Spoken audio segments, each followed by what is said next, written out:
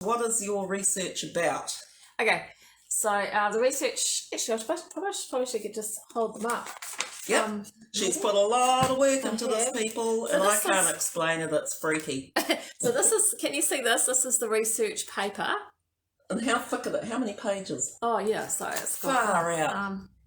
quite a few. Let me have a look. 88 pages. 88 pages, folks. She's put a lot of time into this.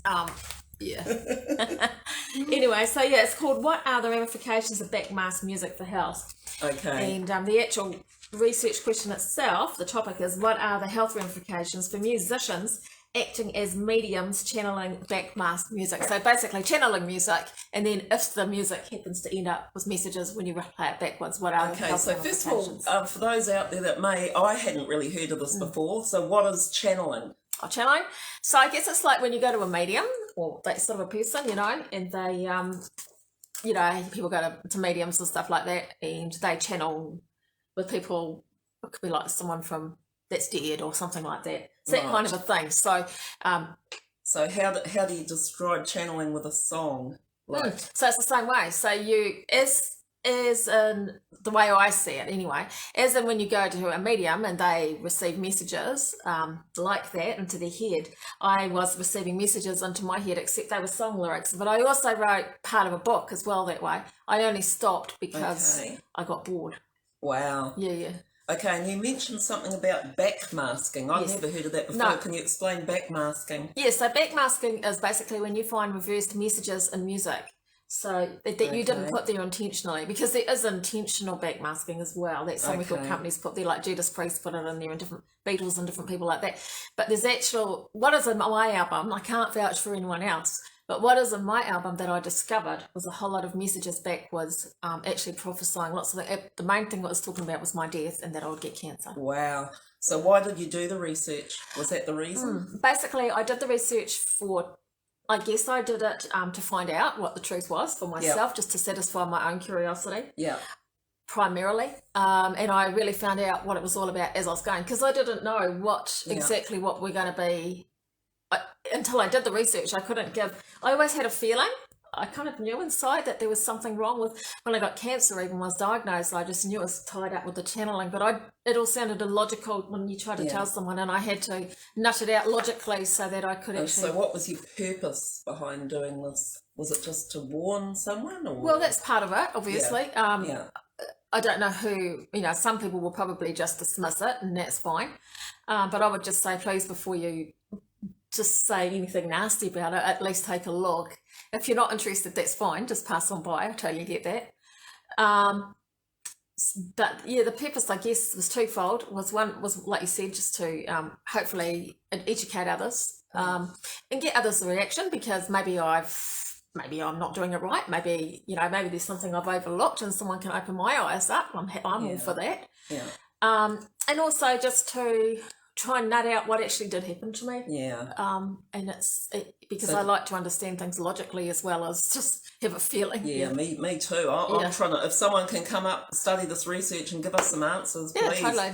Because So who else was involved? Jen's struggling because she's an atheist. She comes from a family of scientists. Yeah, I've just never believed in spooks and spirits, but this has got me bamboozled, folks. It's amazing. Yeah, it's there's a little thing called pareidolia, which is basically your mind making sense of nonsense, and that has been one explanation for it. And I get that, and when I look at some of the words, I can see how that could possibly be what's going on to a point.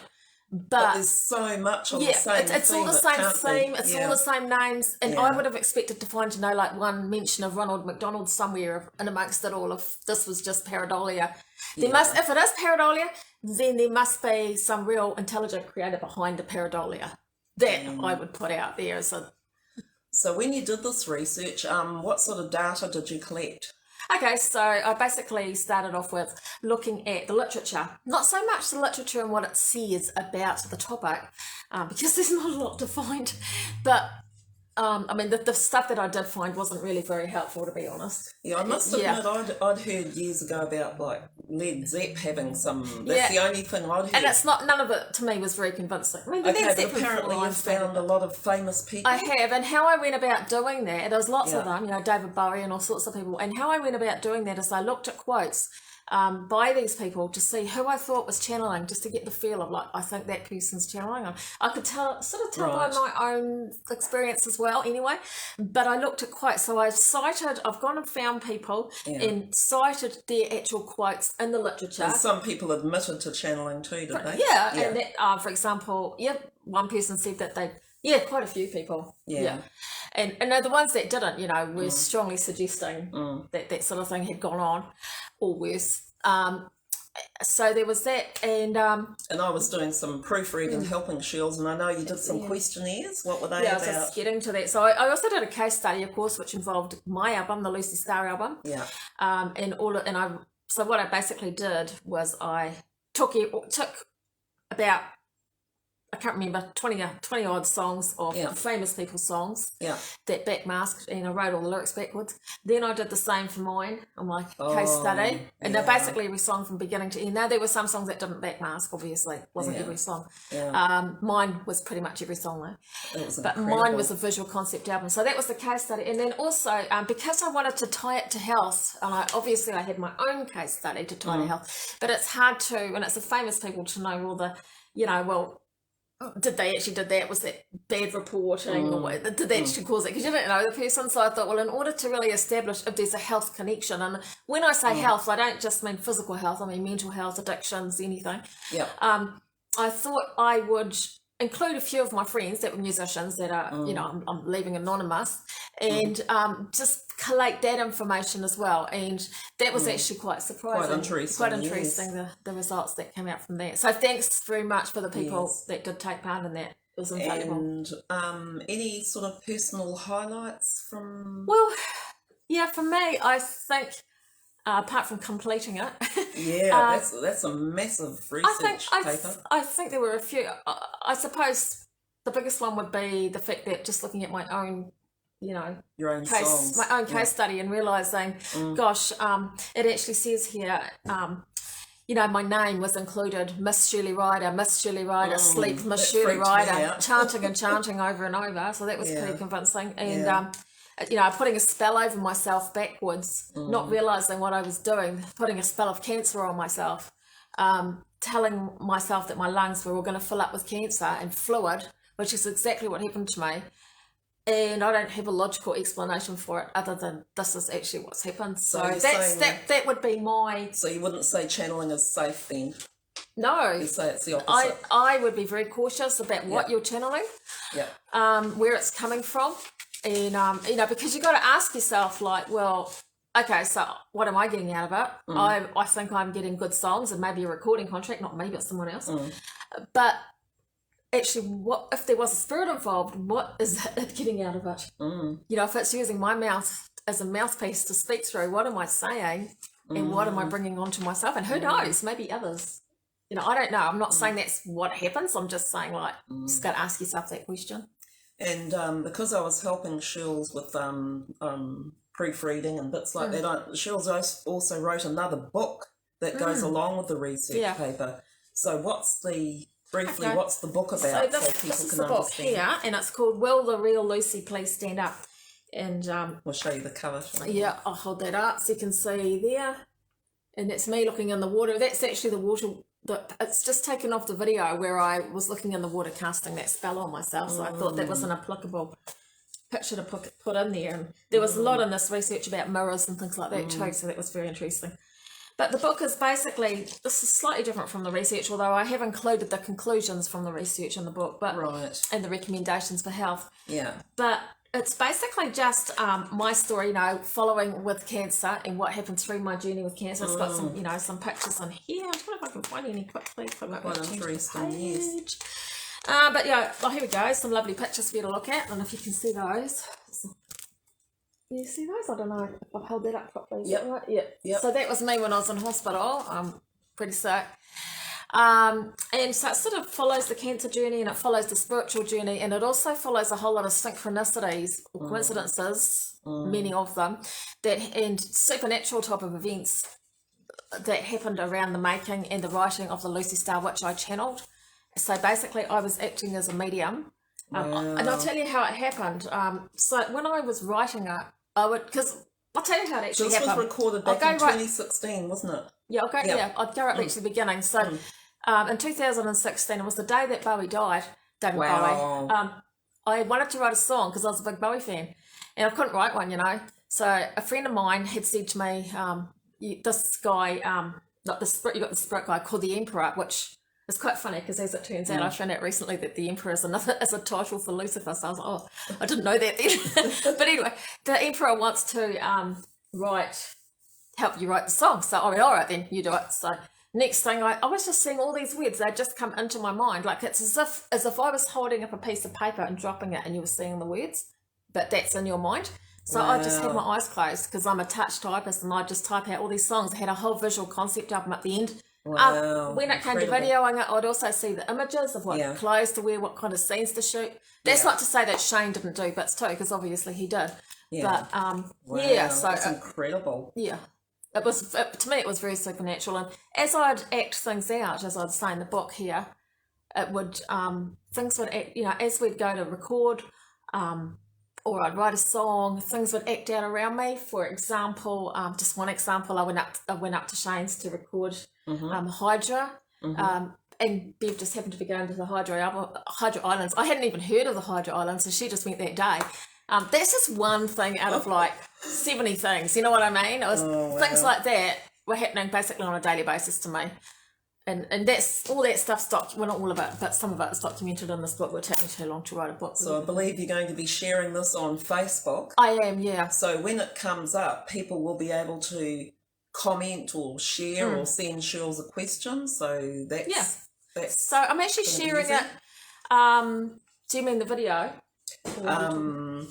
Well, you said you want people to be able to. You want to hear feedback. Yeah, what I will be doing is putting up a video, right? Which I'm hoping to get up tomorrow morning. Yeah, I will. I'll put it up tomorrow morning. And so what I'd like you to do is, if you're interested in the topic, have a watch. It's what the video is. It's basically about what I've been telling you. It's the short version, which is about 40 minutes, but it's the short version of my backmasked messages on my album. But there's actually a lot more backmasked messages. I've just shortened it down just so. Yeah. So I'll play a song backwards, a song forward, the same song about, so it's backwards, but it's the same bits backwards and forwards. I mean, like I even talked about COVID in 2016. Yeah. I mean, I don't know how that could even, that could even happen. Scary. Yeah. So I'll be putting that up tomorrow, and I'd be really interested in your feedback. And if you're not interested in the topic or you're not into it, that's all right. It doesn't matter. But if you're interested, I'll share it from my YouTube channel. And as I say, I've always been sceptical about this sort of thing, but I mean, if you are a skeptic, at least have a look at it and see if you can come up with a comment. It's amazing. I remember back in the old days, this guy going on about all this backward masking, and I was like, oh, for goodness sake, this is rubbish. But when you hear it, it's clear. And what actually happened was a friend of mine said to me when I got really sick, because I said, oh, I know this is to do with the channeling. I just knew it. Yeah. And they said to me, well, why don't you get the songs backwards? And I said, oh, don't be stupid, So I thought exactly the same. But when I heard it, I just about fell off my chair. Yeah. Just about every song all the way through. It's incredible. So that's why I've basically had to do this research, just so people are aware. If I do pass on, and I hope I don't, but if I do, then at least I would have done this, which is really important. And then on this video, because I've seen a sneak preview of it, at the end you've got a song from your new album that you've done. That's at the end of the... that's the song, which many of you probably know about. Shills has got a copy of here. So after my terrible experience and getting cancer and all the rest, so I actually became a disciple of Christ. I don't like to say Christian because I don't like that word, but... So I did this album. I don't know if you can see it very well. That's better. And you did the launch at the And we did the launch, factory. yeah. So this is called Close to Midnight, which is basically saying, that everything's heating up in the kitchen. It's not exactly, I hope so. I got the roast on there. Yeah.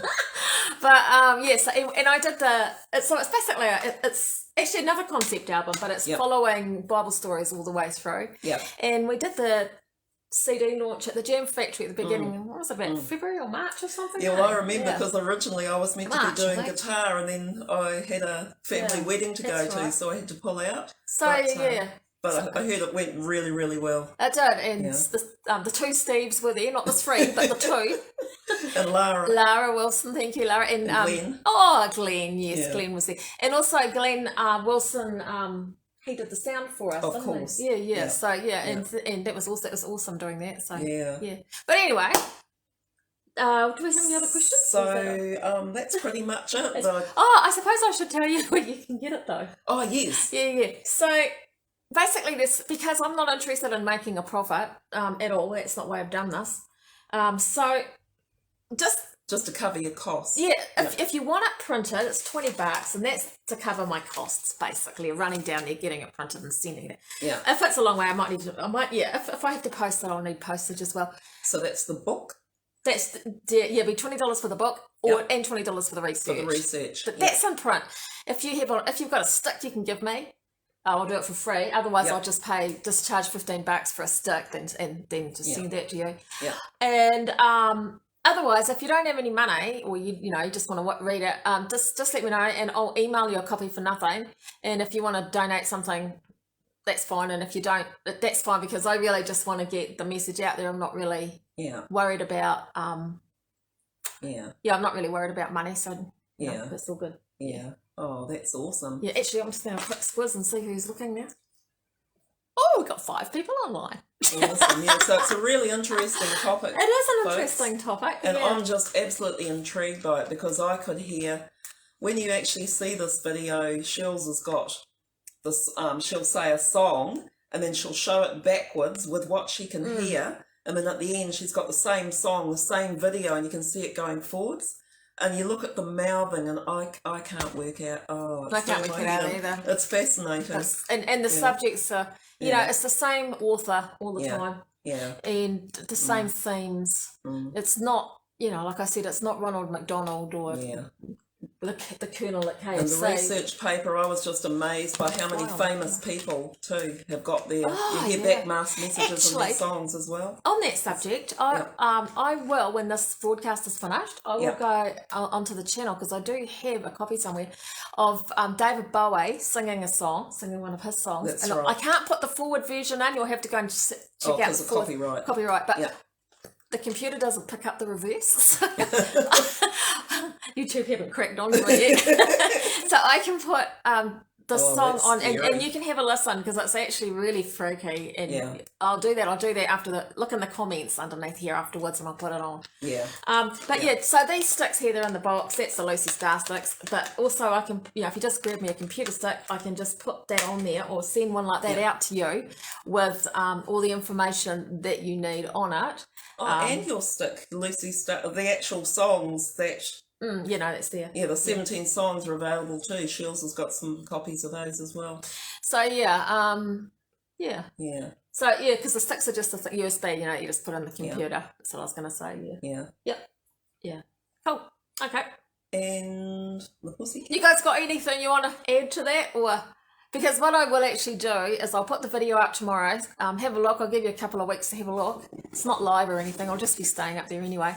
And I'll come back on Facebook in a couple of weeks maybe, and answer any questions, or we can have a discussion. So just pop any comments either on the YouTube channel where the video is, which is the Shirley Ryder Show. But if you don't have an account there, then just pop it on the Facebook Shirley Ryder Show, and I can just pick them up from there. Or you can put it on my page if you want, because I'll share it over there, just as long as it's tied to me so I can find the questions, basically. That'll be really cool. Anyway. Now, did you have another song? I did have another song. And I thought I would cheer everybody up a little bit, and we'd have a little bit of harmonica. Okay. Even though it's a little bit of a sad song, but it's kind of got a bit of a cheerful sound about it. I might have to tune up, I'm not sure. So what this one's about is it's another monster song actually. I actually wrote another book, and this is it in 2009. Oh, that's incredible. Soul Crushers. It's about domestic violence, another type of monster thing. Yep. And I actually got this one in print, so Yep. but I went under the name of Jamie Bond, so no one would know who I was. Now you know. A lot of counsellors have recommended that book. They too. have, yeah. That's actually in quite a few counsellors' yeah. rooms. Yeah. So I'm just going to quickly tune my guitar. Can you say something, Jean? And is this song from an album? Or is it another No, one of your never- many songs that you haven't recorded? No, this is yet? like, yeah, I haven't recorded this one. Oh, this is for me. Okay. No, it's not for you. Oh, it is actually. It's for your harmonica, but not the domestic violence part. Okay. So it's called Wave, I believe, and that's called Wave. Women Against Violence. Yeah. Yeah. Not that I was violent, only when I drank. Okay. I'll just put the intro because I can't remember.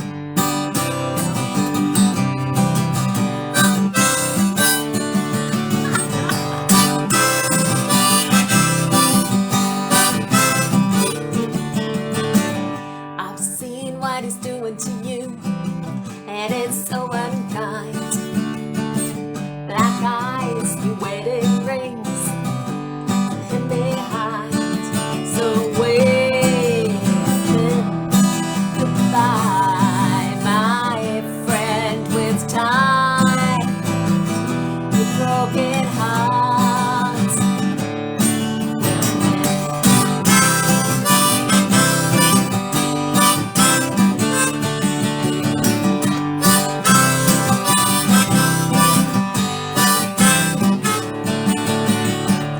I've seen what he's doing to you, and it never